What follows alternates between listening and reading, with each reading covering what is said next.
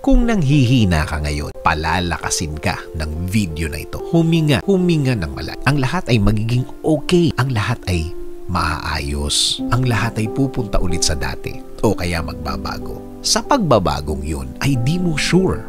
Ang pagbabago naman kasi minsan ang bintang natin ay hindi maganda. Pero kapag tumakbo ang panahon, marirealize mong ikinabuti pala ng sitwasyon. Napuntahan mo na ang ganyang sitwasyon dati. Kung tutuusin, mas mahirap pa nga dyan ang problema mo, pero hindi ka sumuko. Hindi mo naisip na sumuko. Huwag kang bibitaw. Tulad din ng dati, hindi ka bumitaw. Ang hinahawakan mo lang ay mga lessons na nasa iyo. Ang mga lessons na yan ay napapakinabangan mo, nakabuti sa iyo, nagpa-level up sa iyo. Tandaan, kung hindi niya o nila nakikita ang value mo, hindi ibig sabihin nun na nabawasan ang pagkatao mo. Hindi ibig sabihin nun na walang ka o kaya unti-unti kang nawawala ng kwenta sa mundo.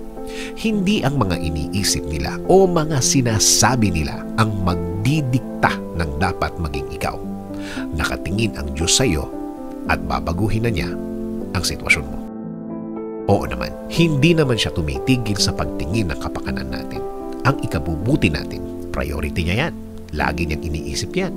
At huwag nating isipin na pabago-bago ng plano ang Diyos. Iisa ang path natin sa Kanya. Maging blessed at maging okay para sa tama at tahimik na buhay sa araw-araw.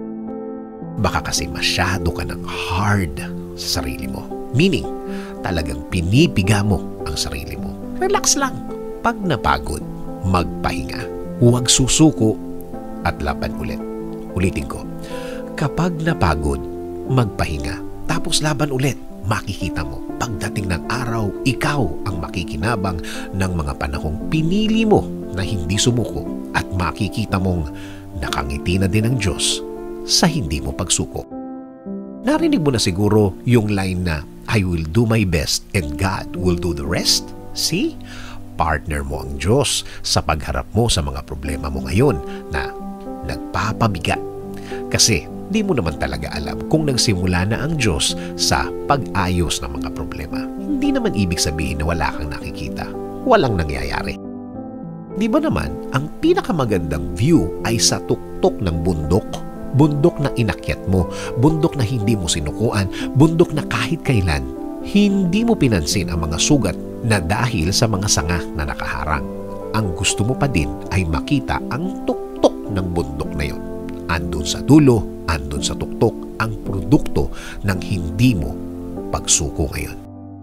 Isa pa, trust God's timing. Maniwala ka, walang late na ginagawa ang Diyos para ayusin ang magulo mong sitwasyon. Maayos ang plano niya. At kapag ginusto niyang tulungan ka, walang makakapigil niyan sa mundo. Aba, ang lakas kaya ng backer mo. Sabi nga sa Jeremiah 29:11, For I know the plans I have for you, declares the Lord. Plans to prosper you and not to harm you. Plans to give you hope and the future.